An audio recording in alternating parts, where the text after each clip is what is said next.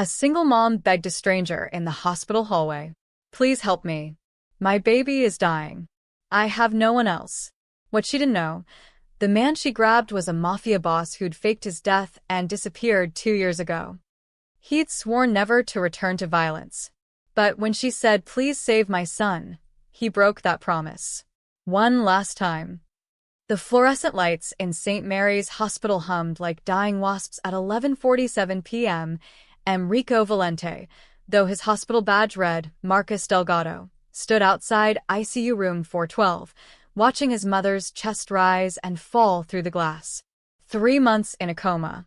3 months of beeping machines and the antiseptic smell that clung to everything. He pressed his forehead against the cool window. Just a little longer, Mama. Hold on. The doctors said she might never wake up. The stroke had been massive, unforgiving. But Rico came every night anyway, slipping into the hospital through the service entrance, keeping his head down, staying invisible. That was the deal he'd made with himself 2 years ago when he walked away from the Valente crime family. Disappear, stay clean, let the past die. A woman's scream shattered the quiet corridor. Rico spun around. 20 feet away, a young woman staggered against the wall, her knees buckling. She wore yoga pants and an oversized sweater, her dark hair falling in tangles around her face. She couldn't have been more than 25. In her trembling hands, she clutched a crumpled tissue and a phone with a cracked screen. "No, no, no," she gasped, sliding down the wall. "Please, God, please." Rico moved instinctively, catching her elbow before she hit the floor. "Hey, easy. I got you." Her eyes were wild, red-rimmed. My baby's dying." "Where's your baby?" "NICU. 4th floor. They said," her voice cracked. "They said he needs surgery. Right now. Tonight." But the doctor..." A sob choked off her words. The overhead speakers crackled to life. Code red neonatal. 4th floor NICU. Code red neonatal. The woman, Elena, her visitor badge red, clawed at Rico's jacket. "That's him. That's my son. He has a heart defect. The valve. They said Dr. Valente is the only pediatric cardiac surgeon here tonight, but he's gone. They can't find him. 6 hours, they said. Without surgery, my baby has 6 hours." Rico's blood turned to ice. "Valente. What did you say? What's the doctor's name?" "Dr. Gabriel Valente. He was supposed to be on call, but..." The world tilted. Gabriel. His little brother. The one who'd walked away from the family 8 years ago to become a doctor. The one who'd sworn he'd never touch the family's dirty money, never look back. The one Rico had let go because Gabriel deserved better than the Valente legacy of blood and bullets. "Ma'am, I need you to breathe," Rico said, his voice steadier than his racing heart. "Tell me exactly what happened." Elena gulped air. "Security said his car is still in the parking lot. His phone is off. He just vanished. They're trying to call in another surgeon, but the closest one is 4 hours away in Philadelphia, and the storm..." She gestured toward the rain-lashed windows. "The roads are flooded. My baby doesn't have 4 hours." A nurse rushed past them toward the elevators, medical bag in hand. 2 security guards jogged behind her, radios crackling. Rico helped Elena to her feet. "Come on. Let's go to the NICU. They might have more information." "Who are you?" she asked, suddenly suspicious despite her desperation. "A friend," Rico lied smoothly. "My mother's a patient here.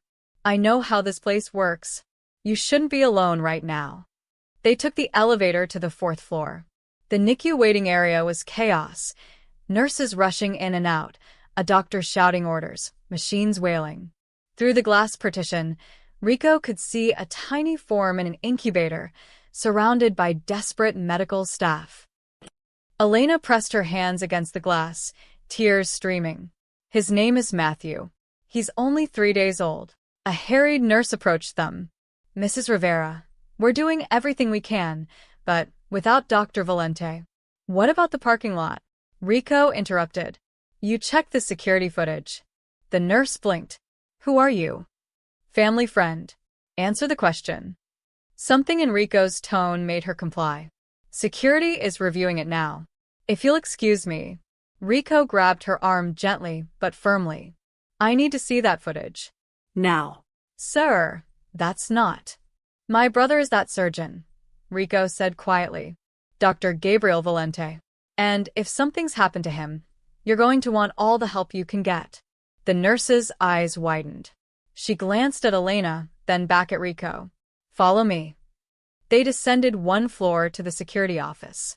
Two guards huddled around a monitor, rewinding through grainy black and white footage. Rico's gut clenched as the timestamp rolled. 7:43 p.m. On screen, Gabriel walked through the parking lot, doctor's coat flapping in the wind, heading toward his Prius. A black SUV pulled up behind him. Two men emerged, faces obscured by hoodies. One drew a gun. Gabriel's hand shot up.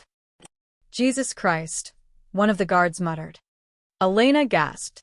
Rico watched, stone-faced, as his brother was forced into the SUV at gunpoint. The vehicle sped away, taillights disappearing into the rain. That was 4 hours ago, the head guard said. We called the police immediately, but what? Rico's voice was ice. They've got their hands full with the storm. Multiple accidents, flooding downtown. They said they'd send someone when they could. Rico's jaw tightened. He knew exactly what "when they could" meant. Gabriel didn't have that kind of time. Neither did Elena's baby. He turned to Elena. Her face was white, shock settling in. The surgeon's been kidnapped, she whispered. My son is going to die. Rico stared at the frozen image on the security monitor, his brother's terrified face caught in the SUV's interior light. 2 years. 2 years of staying clean, staying invisible, staying out of the life. And now the past was reaching out with bloody fingers, dragging him back. Behind him, the code red announcement blared again. 6 hours, they'd said. More like 5 now. He could walk away. Call the police, let them handle it, stay Marcus Delgado. His mother would never know he'd broken his promise. Or he could become Rico Valente again. Just one more time. Elena's hand suddenly gripped his. You said he's your brother. Can you help? Please. Please. I know I'm a stranger, but my baby, her voice broke. He's all I have. Rico looked at her, really looked at her. Single mom, probably working 2 jobs just to keep the lights on, world crumbling around her. And innocent, just like Gabriel had been once upon a time. I'll find him, Rico heard himself say. I'll bring your surgeon back. How? The police. Forget the police. Rico pulled out his phone, the cheap burner he kept for emergencies. I know people. People who can find people. It was a lie and the truth all at once. The people he knew weren't the kind you called for help. They were the kind you called to deliver a message written in broken bones and shallow graves. But they'd know who took Gabriel. And why? And God help them when Rico Valente came collecting. The security guard rewound the footage again. That SUV, black Escalade, no plates. Professional job. Rico leaned closer to the monitor, studying every frame. The 2 men who'd taken Gabriel moved with military precision. One kept the gun trained while the other zip-tied Gabriel's wrists behind his back. 30 seconds, start to finish. They knew exactly what they were doing. And Rico knew exactly who they worked for. The tattoo on the gunman's neck, just visible for a split second when his hood shifted, was a coiled serpent. The Serpents. A gang that had been clawing for territory in the Harbor District for the past 3 years, stepping on Valente family toes, making noise. Rico's hands curled into fists. They took my brother. Can you enhance the image? Elena asked desperately. See the license plate or? No plates, the guard repeated. And the angle's wrong. We've got nothing. What about traffic cameras? Rico asked. They had to drive somewhere. Track the route. The second guard shook his head. We reported it to police. They'll check traffic cams when they can get to it. Like I said, the storm has everyone slammed. When they can get to it, Rico repeated flatly. He checked his watch. 12:08 a.m. That baby has less than 5 hours. Elena swayed on her feet. Rico caught her arm again, steadying her. Mrs. Rivera, you should sit down, the head guard said, pulling over a chair. We've contacted every hospital within 200 miles. Someone will. No one will make it in time, a new voice said. They turned. Dr. Patricia Chen, the NICU director, stood in the doorway. Her surgical cap was askew, exhaustion carved into her face. She looked at Elena with the kind of sympathy doctors learned to deliver quickly. The closest pediatric cardiac surgeon is Dr. Morrison in Philadelphia, Dr. Chen said. He's willing to come, but Interstate 95 is flooded in 3 places. They're saying 4 hours minimum, maybe 6. We've also reached out to Dr. Okafor in Baltimore, same problem. The storm has shut down everything. What about Hopkins? Penn. Rico pressed. Everyone's either in surgery, unreachable, or trapped by the weather. Dr. Chen's voice cracked slightly. Gabriel Valente was our only option tonight. His specialty is neonatal cardiac surgery. He's one of the best on the East Coast. That's why he was on call. Elena made a sound like a wounded animal. So my baby just dies because of timing? Because of rain? We're not giving up, Dr. Chen said firmly. We're keeping Matthew stabilized, but his heart, she paused. The defect is worsening. Without surgical intervention, his heart will fail. I'm sorry. I wish I had better news. Rico watched Elena crumble.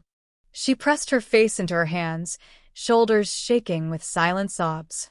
Something twisted in his chest, an old, familiar rage. The world was cruel and random. Innocent people suffered while monsters thrived. He'd seen it his whole life. But tonight, he could do something about it. Dr. Chen turned to Rico. You said you're Dr. Valente's brother? Yes. Have you had any contact with him? Any idea who would do this? Rico's mind raced. He couldn't tell them the truth, that Gabriel had walked away from a crime family, that the Valente name carried weight in certain circles, that the serpents might have grabbed him for leverage or revenge. Saying any of that would raise questions Rico couldn't afford to answer. No contact, he lied. We're estranged. But I'm going to find him. The police won't move fast enough. Rico pulled out his phone. I have contacts. People who can ask questions the police can't. Dr. Chen studied him carefully. What kind of contacts? The kind that get results. Rico met her gaze steadily. You focus on keeping that baby alive. I'll bring Gabriel back. Sir, I don't know what you're planning, but don't ask questions you don't want answered, Doctor. The security guards shifted uncomfortably. Dr. Chen's jaw tightened, but she nodded slowly. 5 hours. That's all we have. I'll need less. Rico headed for the door. Elena stumbled after him, grabbing his sleeve. Wait. Take me with you. No. Please. I can't just sit here and… You need to be with your son. Rico's voice softened. He needs his mother. I'll handle this. But how? How can you possibly? Because the people who took Gabriel made a mistake. Rico's eyes went cold. They took someone I care about. And I'm very good at making people regret their mistakes. Elena searched his face. Whatever she saw there made her step back. You're not just his brother, are you? She whispered. You're something else. Rico didn't answer. He didn't need to. Just bring him back, Elena said. I don't care how. I don't care what you have to do. Bring him back, so he can save my baby. I will. Rico paused at the door. What's your son's full name? Matthew. Matthew James Rivera. Matthew James Rivera. Rico repeated, committing it to memory. A name. A real person. Not just a ticking clock or a mission objective. I'll bring your surgeon back, Mrs. Rivera. That's a promise. He walked out before she could respond, before the security guards could ask more questions, before Dr. Chen could call the police. The corridor was quieter now, just the steady beep of machines and the whisper of nurses' shoes on linoleum. Rico's phone was already in his hand. One call. That's all it would take to step back into the darkness he'd worked so hard to escape. One call to become Rico Valente again. But first he needed to think, needed to plan, needed to remember who he used to be and what he was capable of. He found himself walking toward the hospital chapel on the second floor, his feet carrying him there by instinct. His mother had always said that when you had impossible choices, you took them to God. Rico wasn't sure God would want to hear from him tonight. But he was going to make a vow anyway. The chapel was empty. It always was at this hour, just a small room with 6 wooden pews, a simple altar, and a cross on the wall. A single candle flickered in a red glass holder, casting dancing shadows across the stone floor. Rico slipped inside and closed the door behind him. The silence wrapped around him like a shroud. He sank onto the back pew, elbows on his knees, head in his hands. 2 years. 2 years of working construction under a fake name. 2 years of keeping his head down, staying clean, pretending Marcus Delgado was a real person with a real life. 2 years of visiting his comatose mother and praying she'd never wake up to see what he'd been. All of it about to crumble because of one phone call. His burner phone sat heavy in his pocket. One call to Tommy Knuckles Marchetti, his old cruise enforcer. Tommy would know who ran with the Serpents now, where they operated, how to find them. Tommy would also know that Rico Valente calling after 2 years of silence meant only one thing. Someone was about to die. Rico pulled his mother's rosary from his other pocket. The black beads were worn smooth from decades of prayers. She'd given it to him the night before his first collection job for his father. He'd been 17, scared, trying to act tough. "You pray before and after," she told him, pressing the rosary into his palm. "You ask God for strength to do what you must. Then you ask forgiveness for doing it." He'd carried it ever since. Through beatings and shootings and worse. Through the night his father was gunned down in a restaurant. Through the year he'd run the family business himself, making hard calls, burying bodies, counting blood money. The rosary had been in his pocket the night Gabriel found him in their father's old office, surrounded by ledgers and guns. "This is what you've become?" Gabriel had shouted. "Dad's dead 2 months, and you're already him. Worse than him. Someone has to run things. Then let it burn." Let it all burn. Gabriel's face had been twisted with disgust. "I got into med school. Johns Hopkins. I'm leaving. I'm never coming back to this poison. You think you can just walk away? You're a Valente." No. "You're a Valente. I'm Gabriel Santos." He'd taken their mother's maiden name. "And I'm going to save lives instead of taking them. I'm going to be someone she can be proud of." Rico had let him go. Told the crew Gabriel was off limits, untouchable, gone. It was the only decent thing he'd done in years. And now Gabriel was paying for Rico's past anyway. "God, if you're listening," Rico whispered to the empty chapel, "I don't know what to do here." The candle flame flickered, but didn't answer. "I walked away for a reason. I tried to be better. For Mama. For myself." His fingers tightened around the rosary. "But Gabriel. He's the good one. He actually made something of himself. And that baby, Matthew, he's innocent. 3 days old, and his clock's already running out." Rico stood, pacing the small aisle between pews. His reflection caught in the dark windows, a man in his 30s, broad-shouldered, with his father's jaw and his mother's dark eyes. He looked like Marcus Delgado, construction worker. But underneath, Rico Valente was still there, waiting. Always waiting.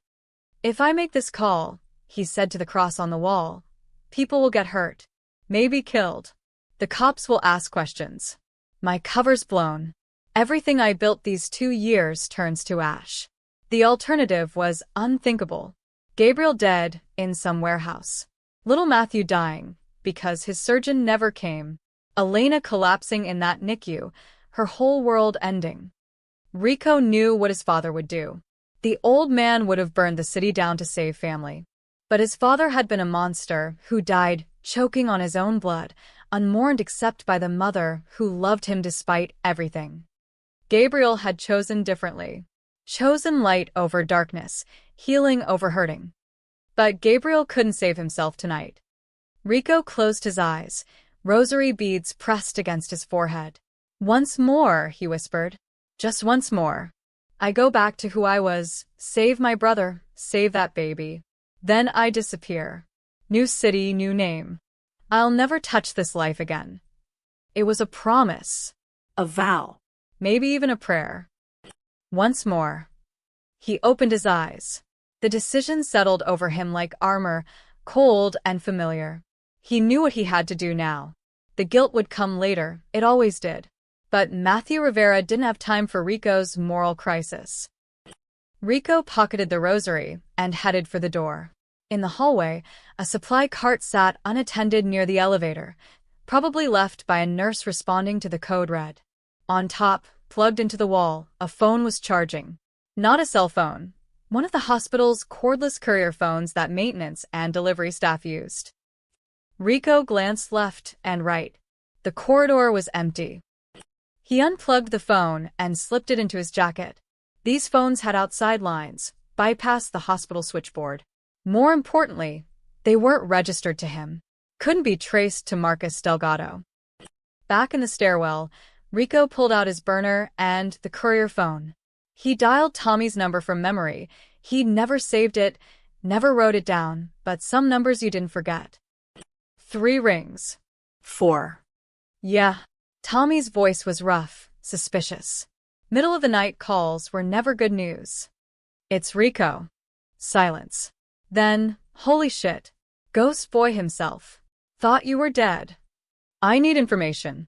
Fast. The serpents grabbed someone tonight. My brother. I need to know where they took him. Your brother? Didn't know you had. Tommy paused.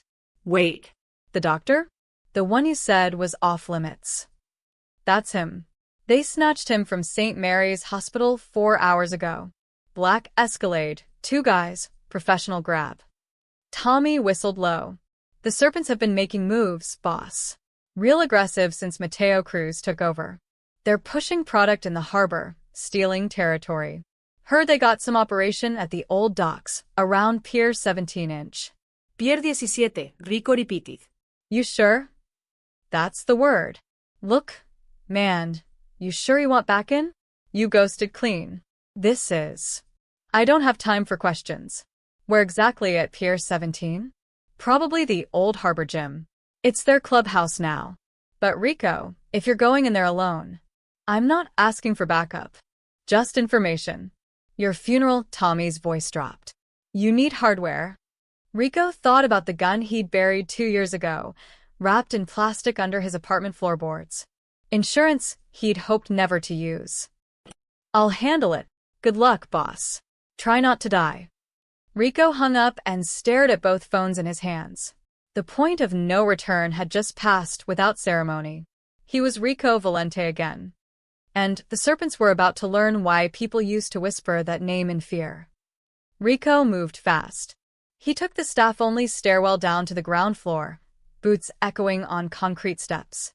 His mind was already 3 steps ahead. Get to his apartment, retrieve the gun, head to Harbor Gym. Clock ticking, 4 hours and change. He pushed through the stairwell door into a maintenance corridor that led to the ambulance bay. Delivery entrance, service exit, minimal security cameras. The kind of route you learned when you needed to come and go without being noticed. His burner was already out, dialing another number. Vinny Russo, a fence who'd done business with half the crews in the city.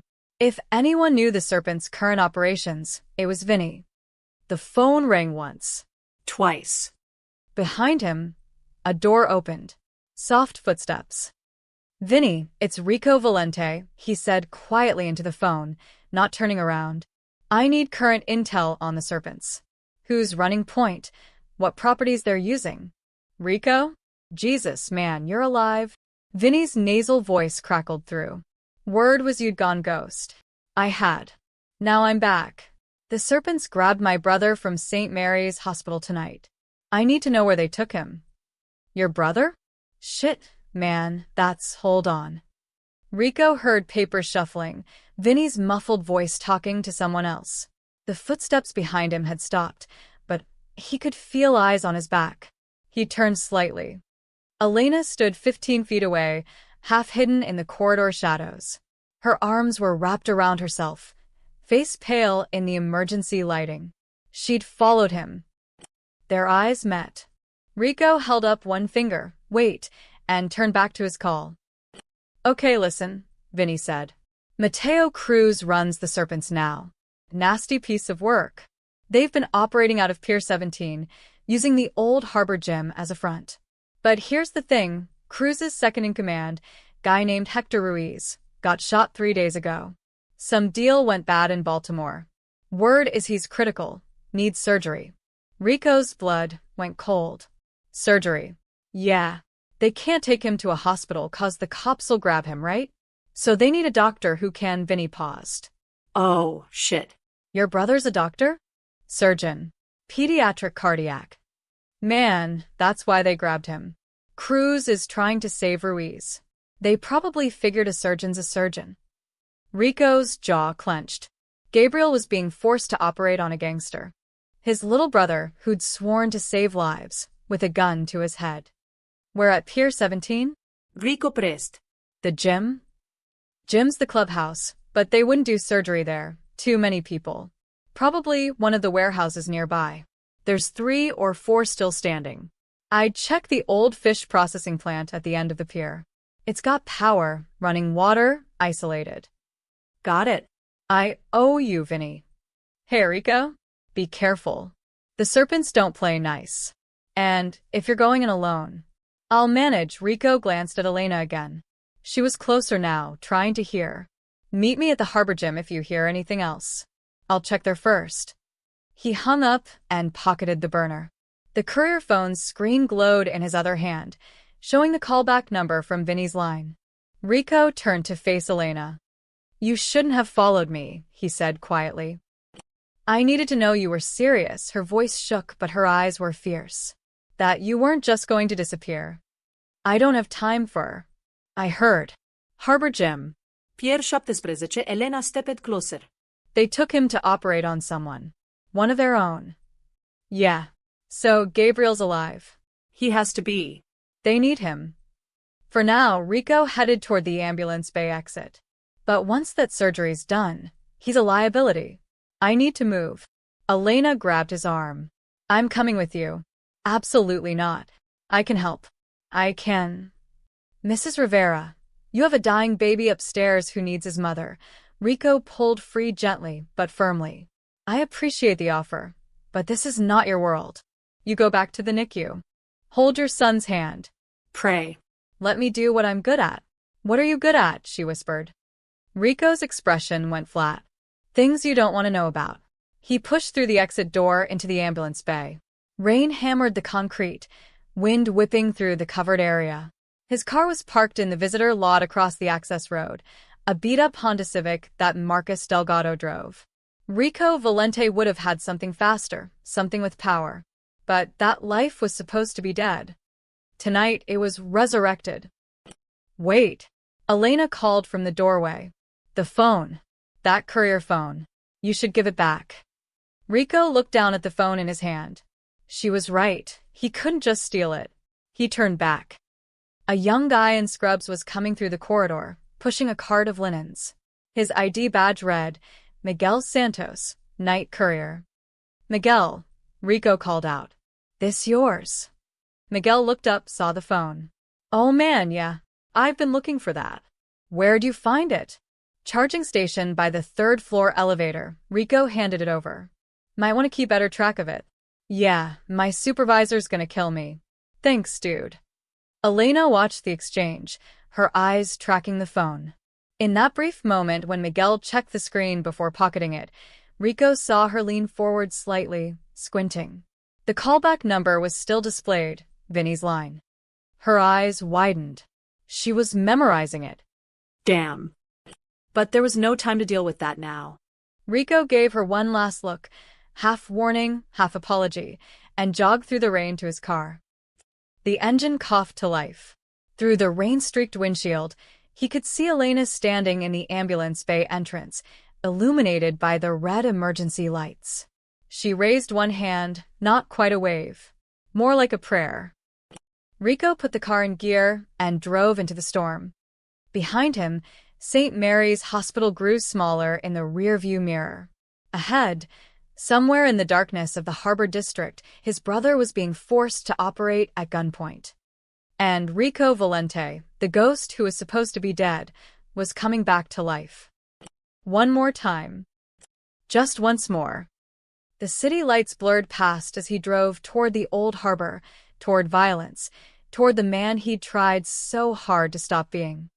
The point of no return was 20 miles behind him now. The harbor gym squatted at the end of a dead-end street, like a rotting tooth. Graffiti covered the brick walls, serpents coiled around skulls, territorial tags, threats in Spanish and English. The neon sign that once spelled boxing now just flickered box in dying red light. Rico parked 2 blocks away and approached on foot. 1:07 a.m., and the rain had slowed to a drizzle, but the streets were slick with oil and water. 3 hours and 50 minutes left. He'd stopped at his apartment first. The Glock 19 he'd buried under the floorboards was exactly where he'd left it, wrapped in plastic and oiled. Muscle memory took over, checking the magazine, chambering around, tucking it into the back of his waistband. Like putting on an old jacket that still fit perfectly. Now he stood in the shadows across from the gym, watching. 2 guys lounged outside the front door, smoking cigarettes under the awning. Both had the serpent tattoo visible on their necks. One wore a leather jacket, the other a hoodie. Guns bulged under their clothes. Rico recognized the one in the hoodie, Luis Pacheco, a low-level enforcer who used to run numbers for the Moretti family before they collapsed. The other guy was younger, maybe 20, trying too hard to look tough. This was going to hurt. Rico stepped into the streetlight, hands visible, walking straight toward them. Luis saw him first. The cigarette dropped from his lips. Holy shit. Evening, Luis, Rico said calmly. The younger guy's hand moved toward his waistband. Who the hell are? Don't, Luis grabbed his partner's wrist. That's Rico Valente. Rico Valente's dead. Do I look dead? Rico stopped 10 feet away, rain dripping from his hair. I need to talk to whoever's running things tonight. Luis recovered his composure, but his eyes were wary. Valente. Man, we heard you got clipped 2 years ago. Chicago hit or something. Rumor. I've been around. Just keeping quiet. Yeah? Well, you picked a bad night to get loud. Luis flicked his cigarette into a puddle. This is serpent territory now. You got no business here. My business is with Mateo Cruz. Or whoever's holding my brother. The younger guy laughed. Your brother? You mean the doctor? He grinned at Luis. This is the surgeon's big brother? The one Hector said. Shut up, Tito, Luis snapped. Then to Rico. Look, man, I don't know what you think you're doing, but you need to walk away. Cruz finds out you're sniffing around. I'm not walking away. My brother leaves with me. Tonight. That ain't happening. Then we have a problem. Rico moved before they could react. 2 steps forward, grabbed Tito's gun hand, twist hard. The kid yelped as his wrist bent at an ugly angle.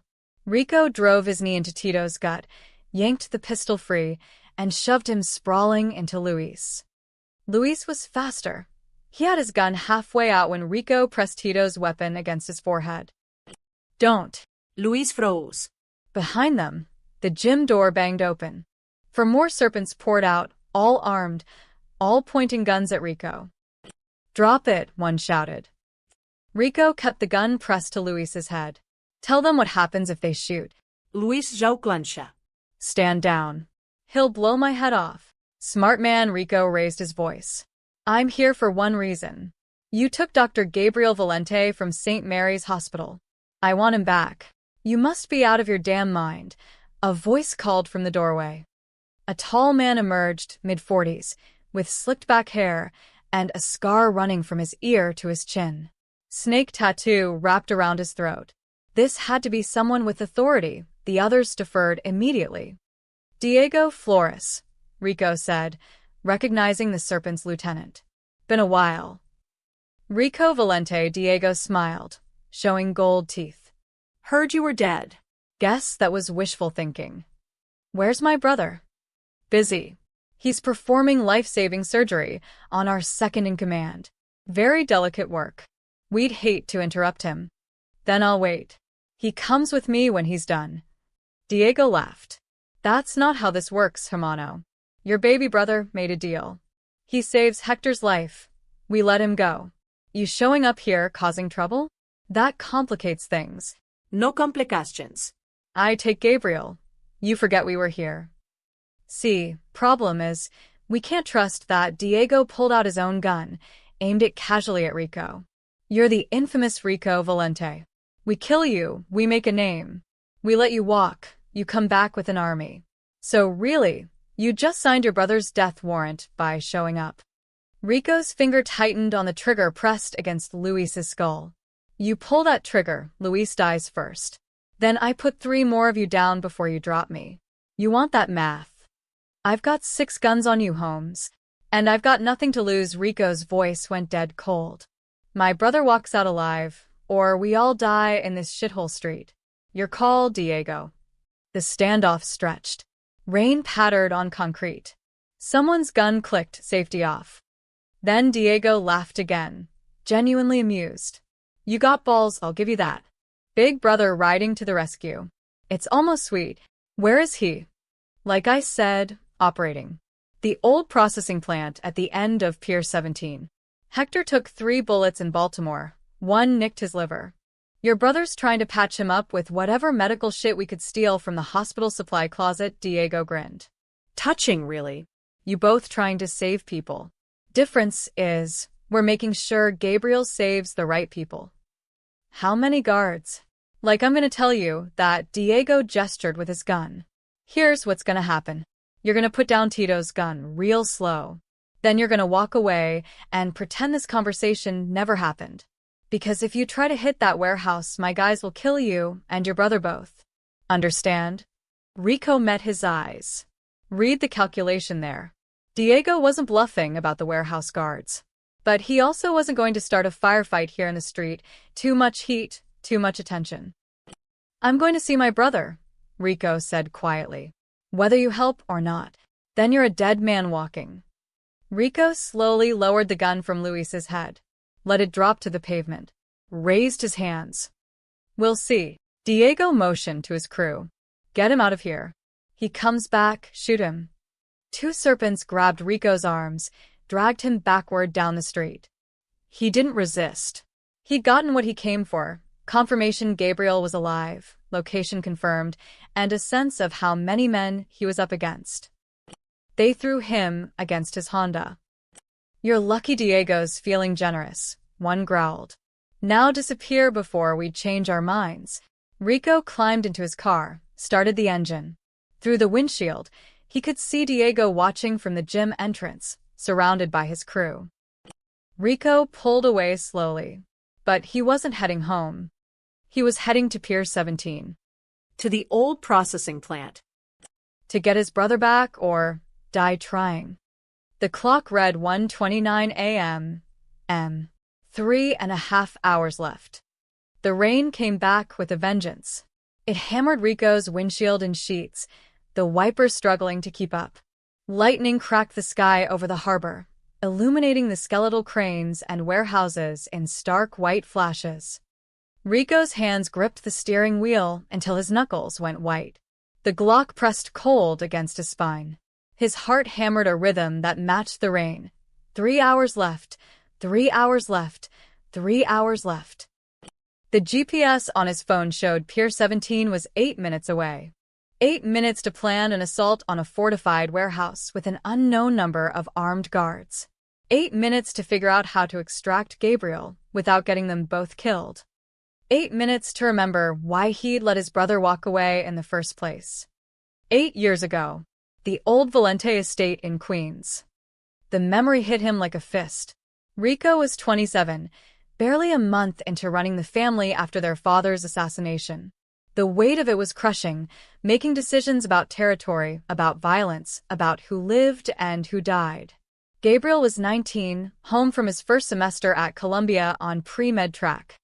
Rico sat in their father's study, now his study, surrounded by ledgers tracking protection money, loan sharking, numbers running. A bottle of whiskey sat half-empty on the desk. Blood still stained the carpet from where they'd carried their father's body inside. The door slammed open. Gabriel stood there in his college sweatshirt, face twisted with fury. "Tell me it's not true," Gabriel said. "Tell you it's not true. Anthony Romano. They found him in the river this morning. Shot 3 times. The news is calling it gang violence." Rico didn't look up from the ledger. "Romano was stealing from us. Skimming 20% off the top of his collections. He got a warning.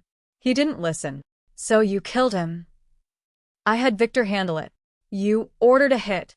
Gabriel's voice cracked. "Anthony had a wife. Kids. You put him in the river like garbage." He made a choice. "Choices have consequences." Gabriel moved closer, hand shaking. "This is what you've become? Dad's been dead 1 month, and you're already him. Worse than him. Someone has to run things. Then let it burn." Gabriel swept his arm across the desk, scattering papers. "Let the whole rotten empire burn. This isn't a family, Rico. It's poison. It's been poison our whole lives." Rico stood slowly. "You think I wanted this? You think I like making these calls? Then don't make them. Walk away. We could both walk away." "And go where?" Do what? "This is what we are, Gabriel. This is the Valente legacy. It's your legacy, not mine." Gabriel's voice dropped to something cold and final. "I got into Johns Hopkins. Full ride. I'm going to medical school. I'm going to save lives instead of taking them. I'm going to be someone Mama can actually be proud of." "You think she's not proud of me? I think she's ashamed. I think Dad's legacy is blood and bullets and broken families. And I think you're too scared to walk away from it." The accusation hit harder than any punch. Rico felt something crack inside his chest. "You want to go? Then go. But you don't get to come back. You don't get to call when you need money or help or favors. You walk out that door, Gabriel Santos." Rico used their mother's maiden name like a weapon. "You stay gone. Fine. And if anyone asks, you're off limits. Untouchable. You're not a Valente anymore. You're nobody to us." Gabriel's eyes filled with tears. "I was never anybody to you. Just another piece on Dad's chessboard. Get out. I'm going to save people, Rico. Real people. Not criminals. Not monsters. I'm going to do something that actually matters." "Then do it somewhere else." Gabriel walked to the door, stopped. "When Mama wakes up, if she wakes up and asks about me, tell her I'm sorry. Tell her I tried to be better." She won't ask. "Because you'll be dead to us." Gabriel left. The door clicked shut, and Rico stood alone in his father's study, surrounded by ledgers of blood money, and poured himself another drink. They hadn't spoken in 8 years. Lightning flashed, snapping Rico back to the present. The harbor district spread before him through the rain. Abandoned buildings, rusted fences, the skeletal remains of a once thriving port. He'd been wrong that night. So completely, devastatingly wrong. Gabriel had been right about everything. The family was poison. The violence was a cancer. Their father's legacy was death wrapped in expensive suits and false loyalty. And Rico had been too proud, too scared, too trapped to admit it. It took their mother's stroke 2 years ago to finally wake him up. Seeing her in that hospital bed, tubes running from her arms, machine breathing for her, it shattered something in Rico. He'd realized that he was going to end up just like his father, dead in a puddle of his own blood, leaving nothing behind but fear and broken people. So he'd walked away, faked his death, became Marcus Delgado, tried to be someone who could look his mother in the eye if she ever woke up. But he'd never reached out to Gabriel, never apologized, never tried to bridge the gap he'd created with his pride and his anger. Now Gabriel was in that warehouse with a gun to his head, being forced to save a gangster's life, trapped in the exact violence he'd tried to escape. Because of the Valente name, because of their father's legacy, because of everything they'd both tried to leave behind. Not this time, Rico whispered to the rain-lashed windshield. This time I don't let you go. The GPS announced, arriving at destination. Pier 17 loomed ahead, a stretch of crumbling concrete jutting into the harbor. At the end, barely visible through the storm, sat the old fish processing plant. Lights glowed in the windows. Gabriel was in there. And Rico was going to bring him home, even if it meant dying to do it. He parked the car in the shadow of a rusted shipping container, killed the engine, and checked his gun one more time. 15 rounds in the magazine. 1 in the chamber. Against how many serpents? 10? 20? Didn't matter. Rico stepped out into the rain and started walking toward the warehouse. Toward his brother. Toward redemption or death. He didn't care which anymore. Elena stood in the NICU waiting room, staring at her phone. The cracked screen reflected her hollow eyes back at her. Through the glass partition, nurses surrounded Matthew's incubator, adjusting monitors, checking 4 lines. Her baby's heart rate kept dropping, stabilizing, dropping again. 2:14 a.m. 2 hours and 46 minutes. Dr. Chin had been honest with her 15 minutes ago.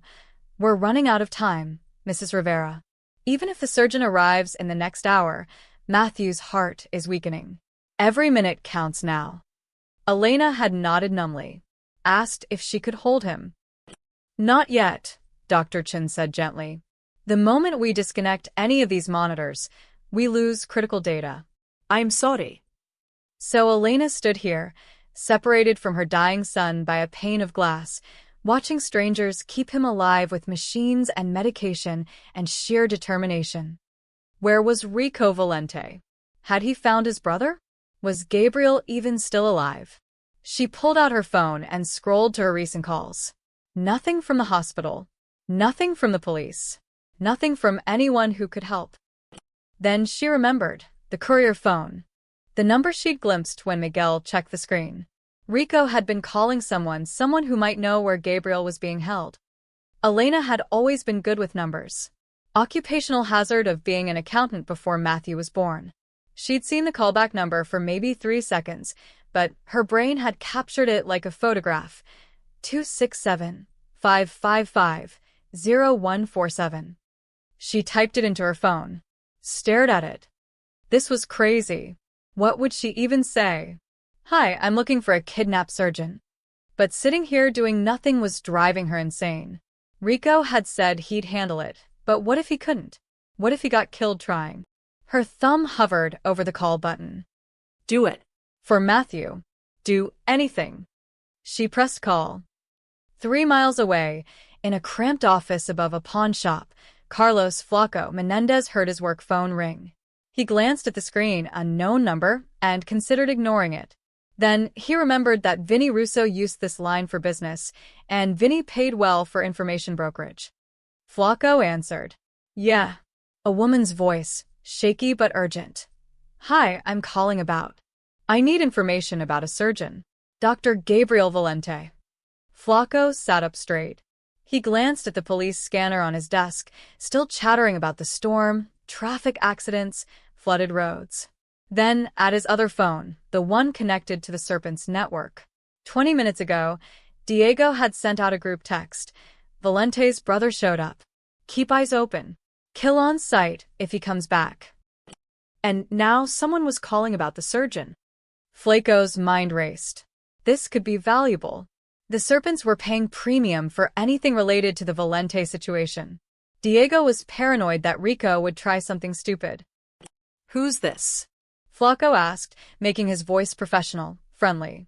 You calling from St. Mary's? Yes, Elena said quickly. This is about the code red patient. The baby who needs cardiac surgery. Someone told me this number might have information about where Dr. Valente is. Bingo. Oh, right, yeah, Flaco said smoothly, switching into character. This is Hospital Logistics Dispatch. We're coordinating with police on the situation. What's your name, ma'am? Elena Rivera. I'm the baby's mother. Please, I need to know if anyone's found him. My son is dying. He has less than 3 hours and her voice broke. Mrs. Rivera, I understand. We're doing everything we can. Flaco was already typing on his other phone, texting Diego. Got a call from the hospital. Mother looking for surgeon. She has this number. Someone's been talking. Can you confirm which hospital you're calling from? St. Mary's. 4th floor NICU. My baby is Matthew Rivera. He's 3 days old, and his heart is failing and… I understand. Stay calm. We have units searching for Dr. Valente. Can I ask who gave you this number? Elena hesitated. A man at the hospital. He said he was Gabriel's brother. He was trying to help. Rico gave her the number. Stupid mistake. And this brother, did he say where he was going? He left about an hour ago. He said something about the harbor. Pier 17-inch. Flaco's eyes widened. She just confirmed Rico was heading to the warehouse. Diego needed to know immediately. Mrs. Rivera, I need you to stay at the hospital. For your safety and the baby's. Don't leave the NICU floor. We'll have updates soon. But is someone actually looking? Are the police? Multiple agencies are involved. Just stay put. Can you give me a callback number? Elena rattled off her cell number. Flaco wrote it down, already planning how to use this. Thank you, Mrs. Rivera. Someone will contact you soon with updates. He hung up before she could ask more questions. Immediately, he called Diego's direct line. What? Diego answered. The baby's mother just called Vinny's line. She's looking for the surgeon. How the hell did she get that number? Rico gave it to her. Or she saw it somehow. Point is, she confirmed St. Mary's NICU, 4th floor. And she said Rico's heading to Pier 17. She told him everything. Diego cursed in Spanish. That's stupid, he paused. Wait. The mother's at St. Mary's? With the baby? Yeah. 4th floor NICU. She's not going anywhere, the kid's dying. If Rico fails at the warehouse, he might try to leverage the baby. Get Gabriel to cooperate by threatening the patient. Diego's voice went cold and calculating. Send Tito and Luis to St. Mary's. Have them watch the NICU. If Rico shows up there, or if the mother tries to run, grab them both. You want them grabbed? Not yet. Just watched. But if things go sideways at the warehouse, we might need leverage of our own. A dying baby makes excellent motivation. Flaco felt something twist in his gut. He'd done a lot of dirty work for the Serpents, but threatening a newborn felt like crossing a line even he didn't want to cross. You sure about this, Diego? You questioning me? No, man. Just a baby? It's insurance. Tell them to be subtle. Hospital security is tight. Just eyes on the NICU until I say otherwise. Diego hung up. Flaco sat in the dim office, rain pattering against the window. He looked at Elena's callback number written on his notepad. A desperate mother calling random numbers, trying to save her son. He picked up his other phone and texted Tito. Diego wants you at St. Mary's Hospital. 4th floor NICU. Watch the Rivera baby and mother. Don't engage unless ordered. Just surveillance. Tito's response came seconds later. On it. Flaco leaned back in his chair. Somewhere out in the storm, Rico Valente was about to walk into a trap. And now the hospital, the one place that was supposed to be safe, was compromised too. He poured himself a drink and tried not to think about what happened to 3-day-old babies when gangsters started using them as bargaining chips. The rain drummed against the window like a funeral march. The fish processing plant loomed like a tomb. Rust-streaked walls, broken windows covered with plywood, a single metal door with light seeping around its edges. 2 guards stood outside under a torn awning, smoking cigarettes, AK-47s slung over their shoulders. Rico crouched behind a stack of rotting pallets 50 feet away, rain-soaked, calculating. The direct approach had gotten him information at the gym. Here, it would get him killed. He needed a different strategy. Moving silently along the pier's edge, Rico circled to the back of the building. Avloading dock, rusted skjut. Fire escape ladder, corroded but climbable. He tested the first rung, it held. Second rung groaned, but didn't break. Rico climbed.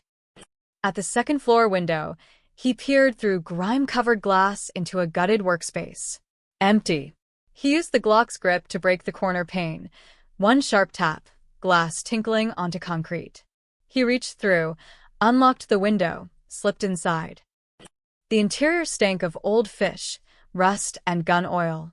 Voices echoed from below. Rico moved to a catwalk overlooking the main floor. And there was Gabriel. His little brother stood at a makeshift operating table, plywood across sawhorses, wearing a stolen surgical gown over his street clothes. A man lay unconscious on the table, chest open, blood pooling. Hector Ruiz. Rico recognized the serpent tattoos. 3 bullet wounds, just like Diego said. Gabriel worked with steady hands despite the gun pointed at his head. A serpent enforcer stood 2 feet away, finger on the trigger, watching Gabriel's every move. Surgical lights, stolen from a hospital supply room, blazed overhead, and 4-bag hung from a coat rack. Heart monitor beeped erratically. Clamp, Gabriel said quietly. A second gang member, playing surgical assistant, fumbled with instruments on a tray. Which one? The curved one. There. That's a retractor, but it'll work. Gabriel's voice was steady, professional, even with a gun to his head. Hold this vessel. I need to ligate it before he bleeds out. 6 other serpents watched from the shadows, drinking beer, playing cards, guns within easy reach. They turned a warehouse into an operating room and Gabriel into their hostage surgeon. Rico's finger tightened on the Glock. A voice from below. Yo, Doc, how much longer? Boss is getting impatient. Gabriel didn't look up from the surgery. Bullet fragments damaged the hepatic vein. If I don't repair it correctly, he dies in an hour. You want him to live. You let me work. You got balls, Doc. Another serpent laughed. Most people got guns on them. They can't even hold a scalpel straight. I made a promise to save lives, Gabriel said quietly. Even ones like his. Rico's jaw clenched. That was Gabriel, still believing in oaths and honor, even when the world was pointing guns at his face. How touching, a new voice said. Mateo Cruz emerged from a side office, the serpent's leader. Tall, heavily muscled, serpent tattoos covering both arms. He carried a chrome .45 like it was an extension of his hand. Your brother came looking for you, Doc, Cruz said, approaching the operating table. Showed up at the harbor gym, made some threats, got himself thrown out on his ass. Gabriel's hands stilled for a fraction of a second. Rico? The one and only. Thought he was dead, but turns out ghosts can bleed after all, Cruz grinned. Diego thinks he might try something stupid. Come here, play hero. You think your big brother's that dumb? Gabriel resumed working, but Rico could see the tension in his shoulders. I haven't seen Rico in 8 years. We're not family anymore. Blood is blood. Document, trust me. If you trusted blood, you wouldn't have a gun to my head. Cruz laughed. I like you. You got steel. When you're done saving Hector, maybe we keep you around. Personal physician for the serpents. Better than some hospital that pays you shit. Not interested. Everyone's interested in staying alive, Doc. Rico had seen enough. Heard enough. Time to move. He aimed at the enforcer, holding the gun to Gabriel's head. Center mass. Exhaled slowly. Squeezed the trigger. The gunshot cracked like thunder. The enforcer dropped, a red bloom spreading across his chest. Chaos erupted. Contact. Second floor, someone shouted. Muzzle flashes lit the darkness. Bullets punched into the catwalk, sparks flying.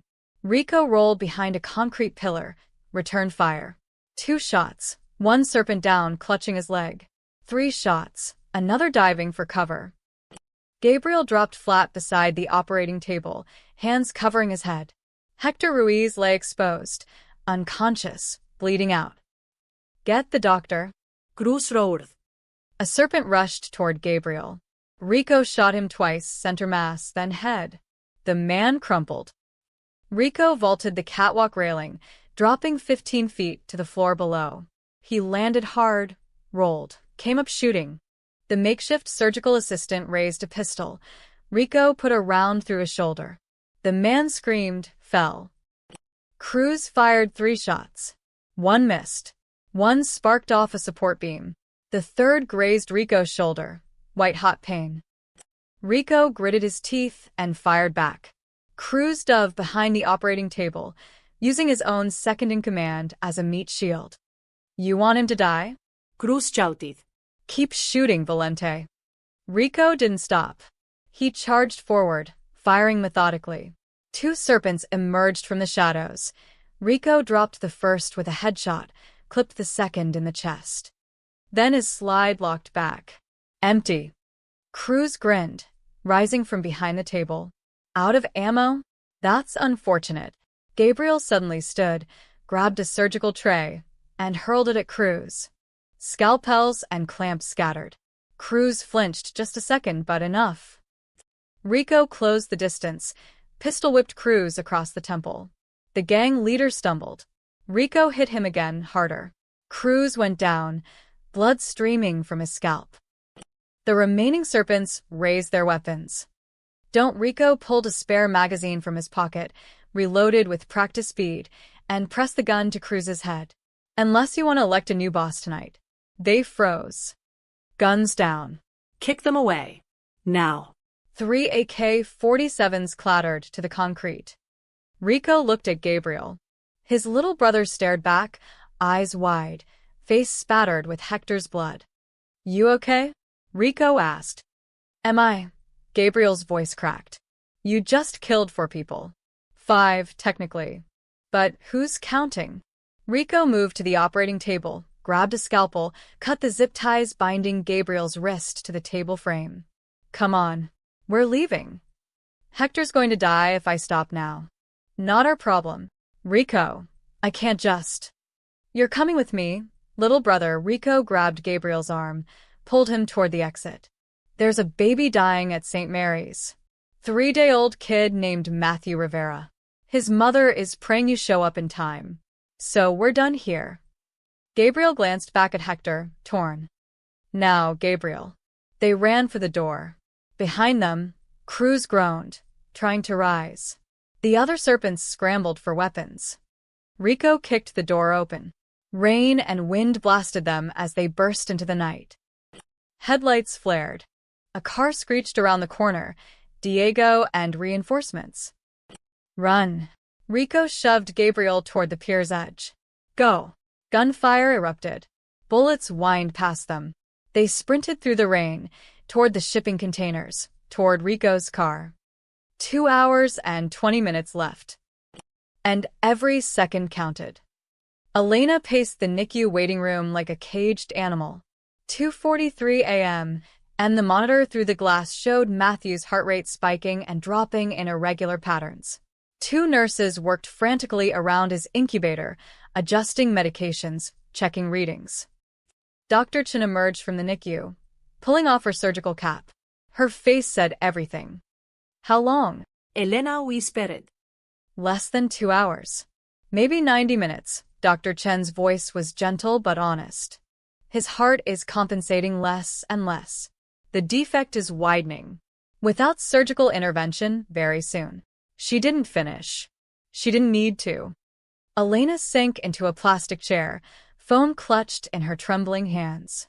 The call she'd made 20 minutes ago played on repeat in her mind. That smooth voice on the other end, hospital logistics dispatch. Something had felt wrong. Too smooth. Too quick to ask questions. Had she just made a terrible mistake? Mrs. Rivera? A security guard approached. I'm Officer Patterson. We've been asked to increase patrols on this floor given the situation with Dr. Valente. What situation? The abduction. Police are concerned the perpetrators might try to access the hospital. We're being cautious. Elena's blood went cold. You think they'd come here? Just a precaution. We've secured the main entrances and his radio crackled. He held up a finger, stepped away. Patterson here. Say again. Elena couldn't hear the response, but she saw Patterson's expression shift from routine to alert. He came back, jaw tight. Ma'am, I need you to stay in this waiting area. Don't leave this floor. What's wrong? Probably nothing. Just stay put. He moved toward the elevators, speaking into his radio. Through the glass, Matthew's monitor alarm blared. Nurses surrounded him. Dr. Chen rushed back in. Elena stood, pressing her hands against the partition. Hold on, baby. Please hold on. Tito and Luis entered St. Mary's through the service entrance on the east side, a door used by laundry and food deliveries.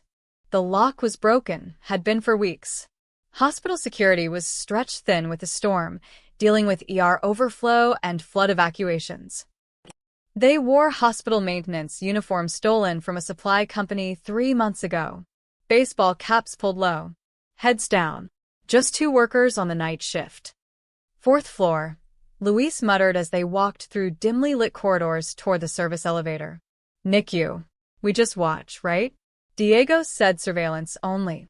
Yeah, Tito said, but his hand rested on the pistol tucked into his waistband under the maintenance jacket. Unless the brother shows up. Then we grab the mother. Use her as leverage. Man, I don't like this. A baby? That's the job. Diego's orders. Tito pressed the elevator button. Besides, we're not hurting anybody. Just watching. The elevator dinged. They stepped inside. 4th floor button lit up. What if security spots us? Luis asked. We're maintenance. Checking a water leak. Relax. The elevator rose. Luis shifted nervously. You know who Rico Valente is, right? What he did back in the day. Ancient history. Dude's been gone 2 years. Diego said he took out 4 guys at the warehouse tonight. Alone. Diego exaggerates. And if he doesn't? The elevator dinged. 4th floor. Doors opened onto a quiet corridor. Signs pointed toward NICU, maternity ward, pediatrics. A nurse walked past, barely glancing at them. They waited until she turned a corner. There, Tito nodded toward the NICU waiting area at the end of the hall. Stay back.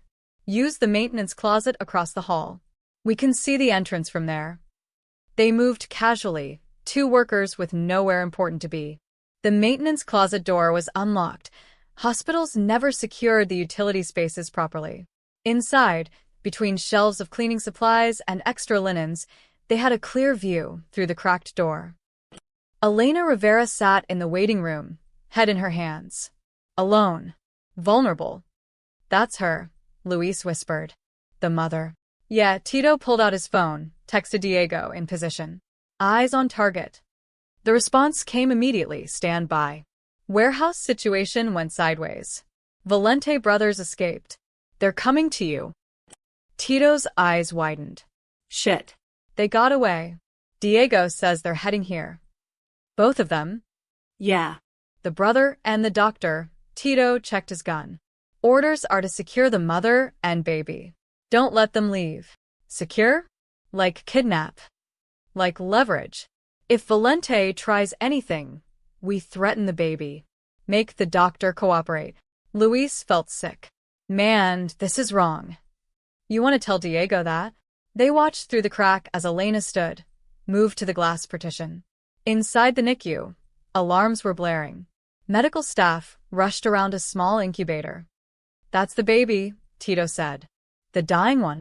Elena pressed her forehead against the glass, crying silently. Officer Patterson returned to the waiting area, walking quickly. Another security guard followed, a woman, Officer Martinez. Mrs. Rivera, Patterson said. We've had a possible security breach. 2 men in maintenance uniforms entered through the East Service entrance. We're trying to locate them now. Elena's face went white. Oh God. Oh God. I did this. What do you mean? I called a number. Looking for information about Dr. Valente. The man I talked to, he asked which hospital, which floor. Tears streamed down her face. I told him everything.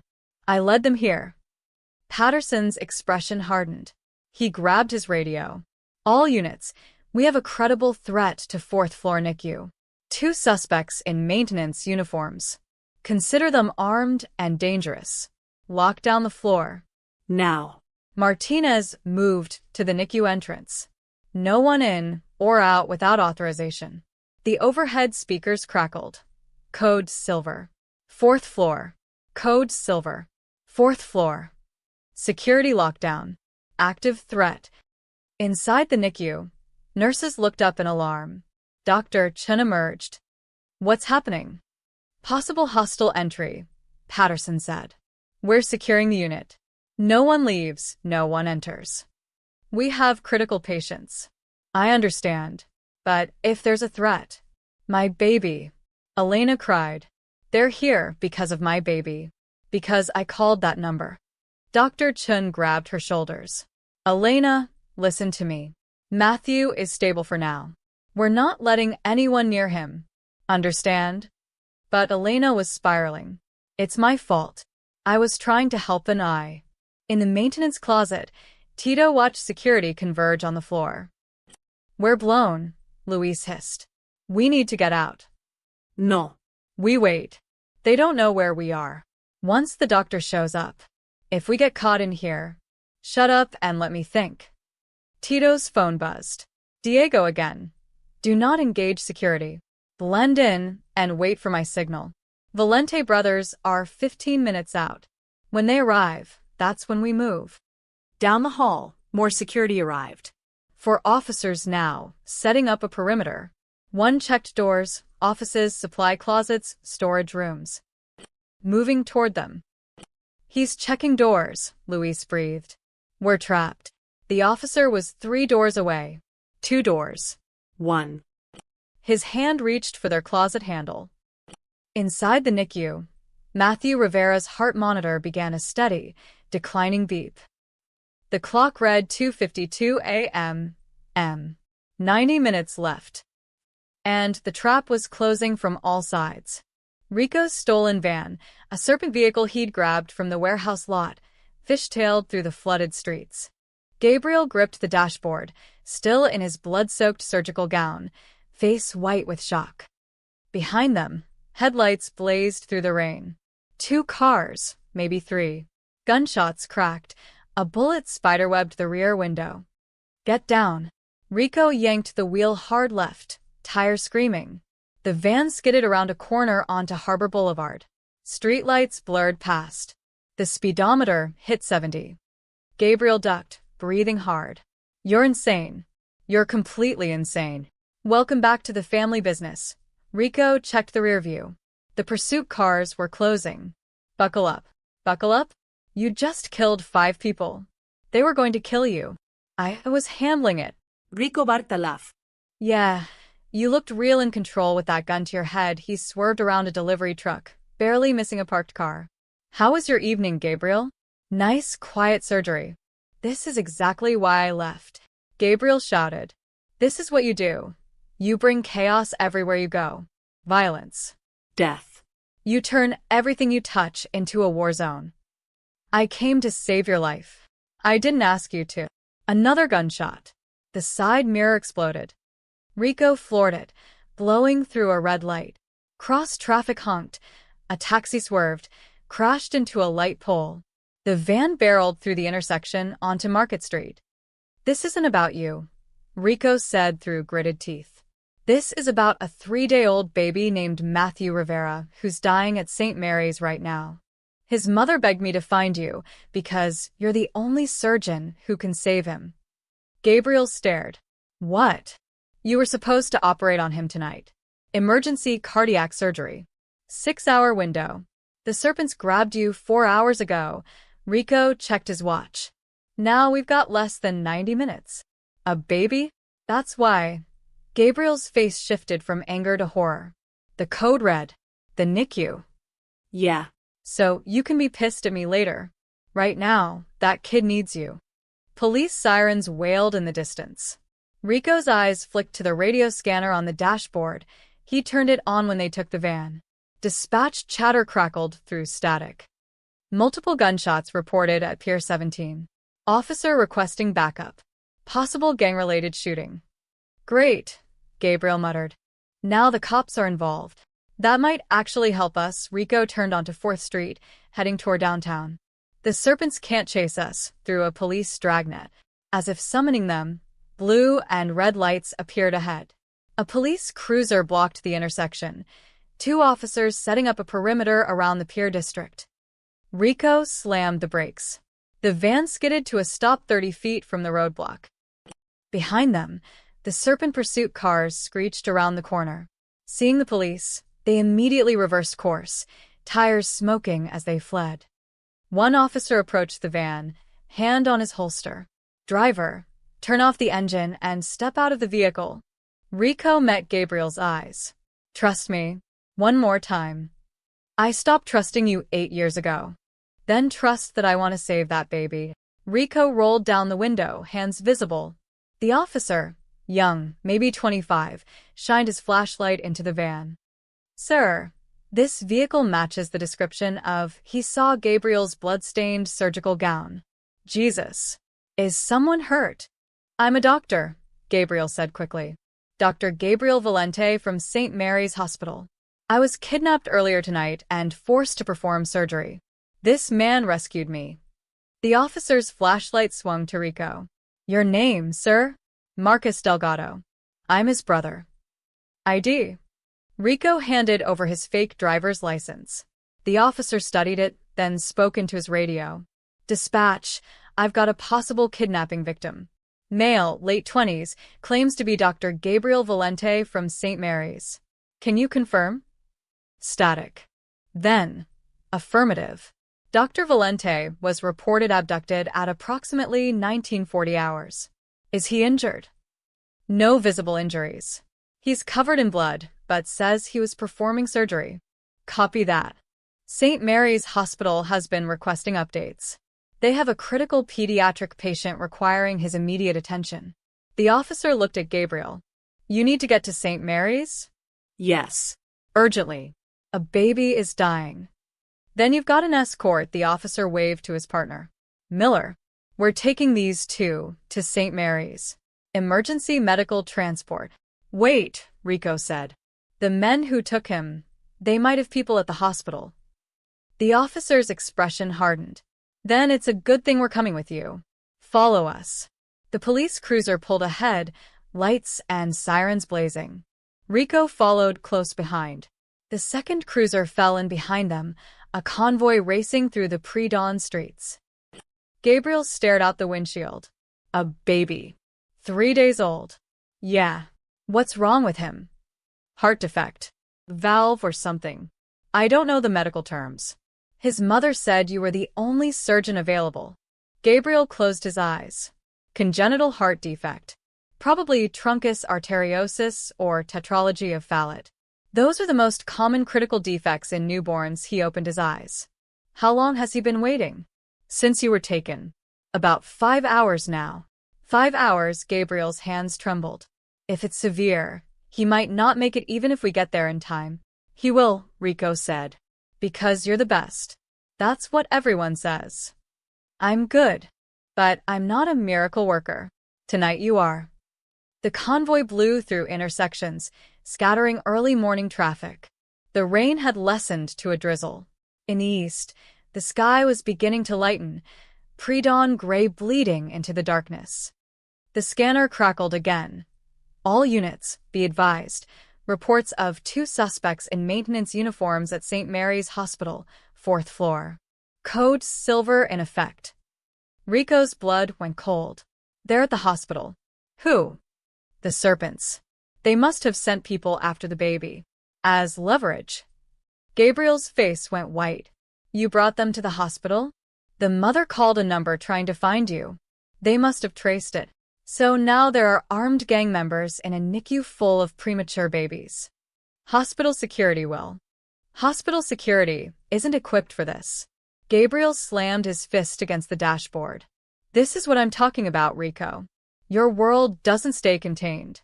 It spreads like poison. Now that baby, that innocent baby, is caught in crossfire because of us. Because of the Valente name." Rico had no answer. Because Gabriel was right. The hospital appeared ahead, a lit fortress against the dark sky. Emergency lights flashed around the entrance. Police vehicles. Security vans. The convoy pulled into the ambulance bay. Officers jumped out, hands on weapons. "Stay close to us," the lead officer told Gabriel. If there are hostiles inside. I don't care about hostiles, Gabriel said, already running toward the entrance. I have a patient. Rico followed, the Glock heavy against his spine. Somewhere above them, on the fourth floor, Matthew Rivera was dying. And the serpents were waiting. The clock read 3:11 a.m. 49 minutes left. The elevator doors opened on the fourth floor. Gabriel burst out first, still in his blood-stained surgical gown, Rico and two police officers close behind. The corridor was chaos, security guards everywhere, nurses hovering near the NICU entrance, Dr. Chen shouting orders into a phone. Elena saw Gabriel and screamed. She ran toward him, nearly collapsing. Her hands grabbed his sleeve, his arm, anything to confirm he was real. Please, she sobbed. Please, my baby. He's dying. They said minutes now. Please. Gabriel steadied her. Mrs. Rivera, I'm here. I'm going to help your son. Matthew. His name is Matthew. Matthew. Gabriel looked into her desperate eyes. I need you to trust me. Can you do that? Elena nodded, they're streaming. Save him. Just save him. Dr. Chen pushed through the crowd. Gabriel, thank God. We've got maybe 30 minutes. 40 if we're lucky. His heart rate is dropping. We've maxed out on medication. Prep or 3. I need full cardiac setup, neonatal instruments, bypass machine on standby, O-negative blood, 2 units minimum. Gabriel was already moving toward the scrub room. Get me an anesthesiologist and your best NICU nurse. Already done. We've been ready for hours. Officer Patterson intercepted Rico. Sir, you need to stay back. This is a secure area.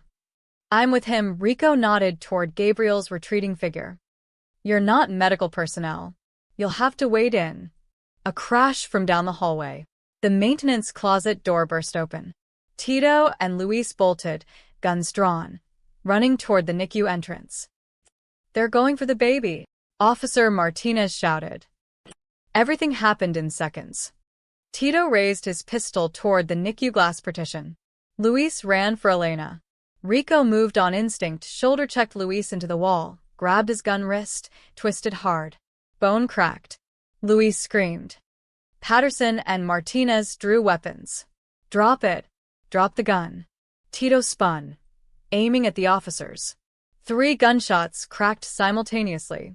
Tito jerked backward, blood blooming across his chest. He collapsed. Luis, still held by Rico, went limp. Don't shoot. Don't shoot. I'm done. Rico slammed him face first into the floor, knee in his back. Patterson rushed over with handcuffs. Secure. Martinez called out. Dr. Chen stood frozen for half a second, then snapped back to action. Gabriel, go. We've got this handled. Save that baby. Gabriel was already in the scrub room, washing his hands with mechanical precision. Rico could see him through the window, face focused, shutting out everything. The violence, the chaos, the guns. None of it existed in Gabriel's world right now. Only the surgery mattered. Elena collapsed against the wall, hyperventilating. A nurse rushed over with a chair, helped her sit. More security arrived. More police. Someone pulled Rico aside, started asking questions. Rico barely heard them.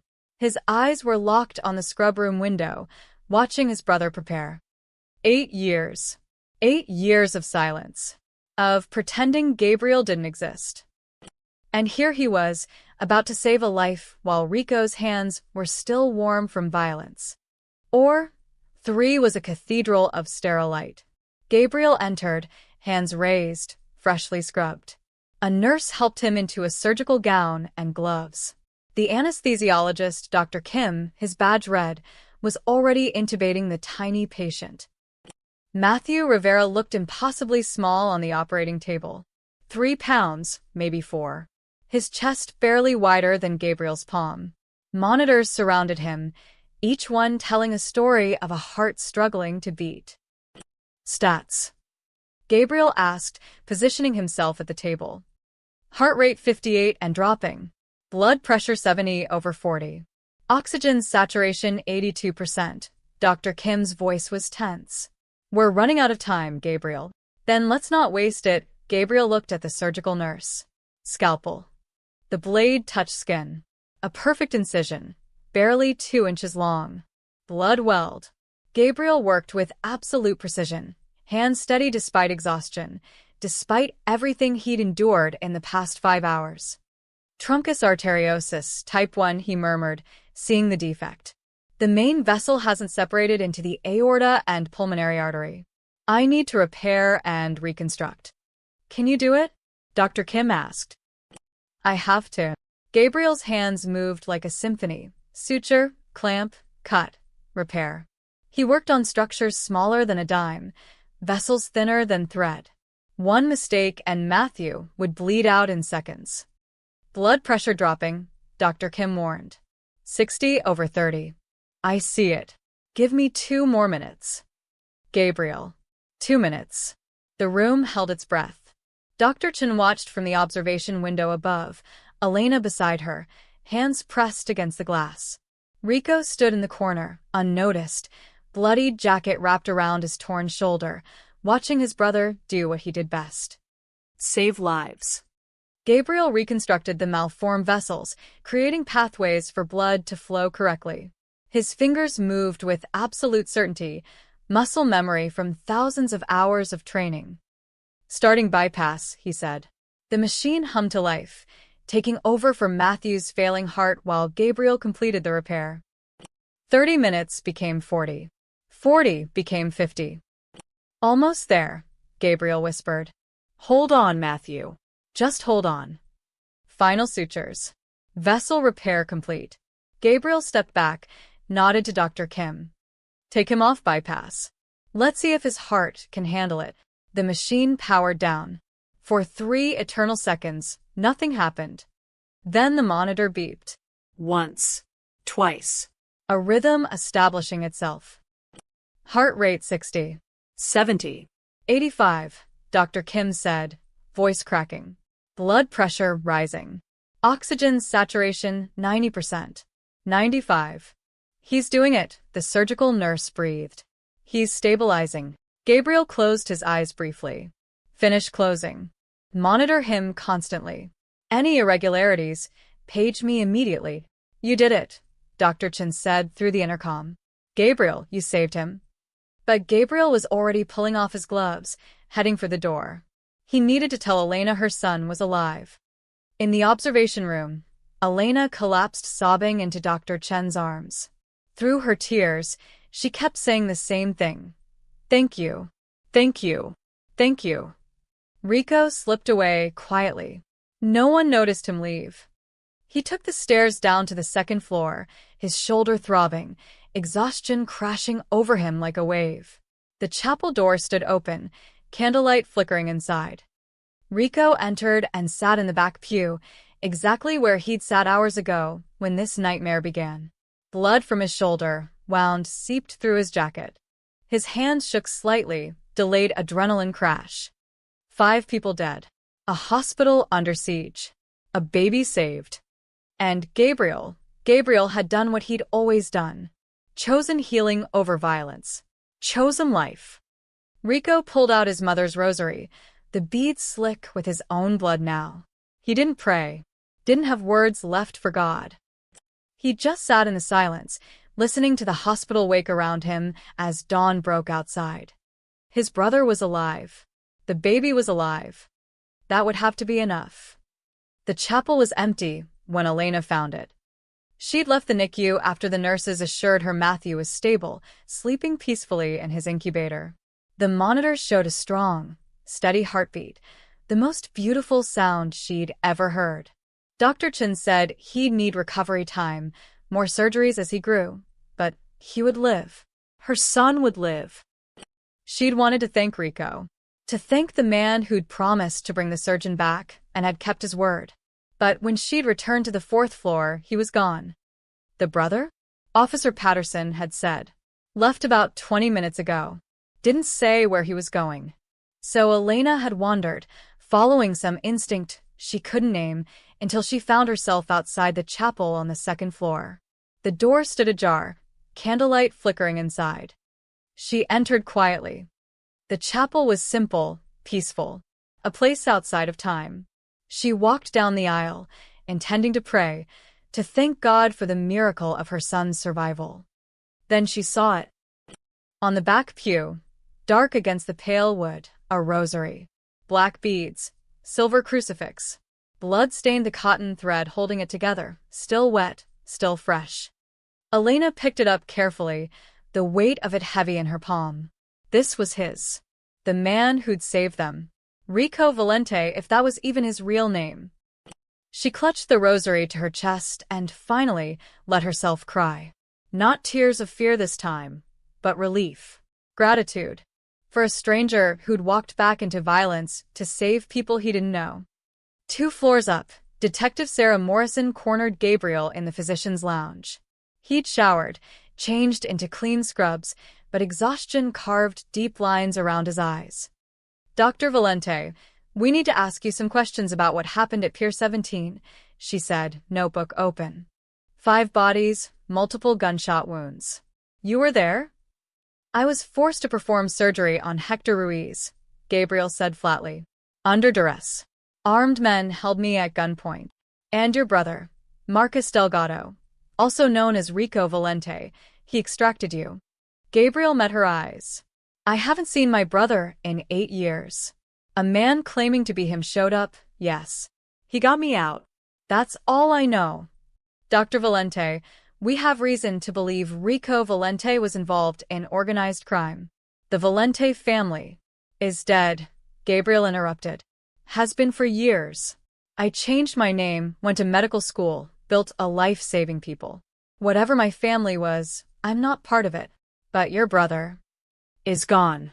Again, Gabriel stood. Detective, I have a patient to monitor. A 3-day-old baby who almost died tonight. If you need anything else from me, you can contact my lawyer. He walked out before she could respond. Detective Morrison sighed, flipping through her notes. Rico Valente, ghost for 2 years, suddenly resurfaces, kills 5 gang members, saves his brother, and vanishes again. No trace. No leads. Like smoke dissolving into air. Rico stood on the hospital rooftop, watching the sunrise. He'd climbed the maintenance ladder, the one that led to the roof access for HVAC units. His shoulder throbbed where the bullet had grazed him, but he'd live. Wouldn't even need stitches. The city stretched before him, bathed in pink and gold light. Dawn breaking over Philadelphia. Somewhere below, in that maze of steel and concrete, people were waking up, going to work, drinking coffee, living normal lives. Marcus Delgado's life had ended tonight. The apartment, the construction job, the quiet routine, all of it was burned now. The police had his fake name, his face, his connection to the Valente family. He couldn't go back to being nobody. Rico pulled out a cigarette, lit it with his father's old Zippo. The smoke curled into the morning air, ghostly in the new light. He couldn't remember the last time he'd watched a sunrise. Years, maybe. His life had been darkness for so long. But today, a baby named Matthew Rivera would grow up, would take first steps, speak first words, maybe become something amazing. Because Gabriel had been there. Because Rico had made sure Gabriel could be there. 1 life saved was worth. What? 5 lives taken? There was no cosmic scoreboard, no way to balance those scales. Rico knew that. But standing here, watching light chase away shadow, he felt something he hadn't felt in years. Peace. Not forgiveness. Not redemption, exactly. Just peace. He'd made a vow in the chapel, once more. He'd kept it. Gabriel was safe. Matthew was alive. Elena had her son. And Rico Valente could disappear again. This time for good. He thought about his mother, still sleeping in her coma on the 4th floor.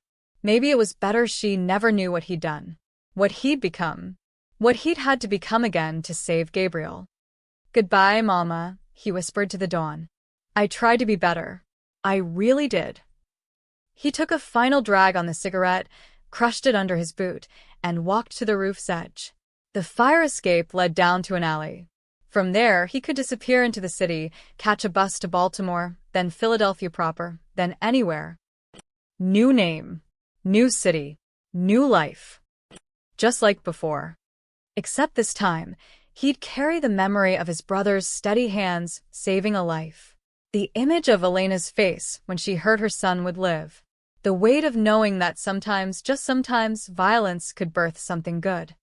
Rico climbed down the fire escape as the hospital woke behind him. By the time anyone thought to look for him, he'd be 3 states away. Gone like smoke. Gone like a prayer.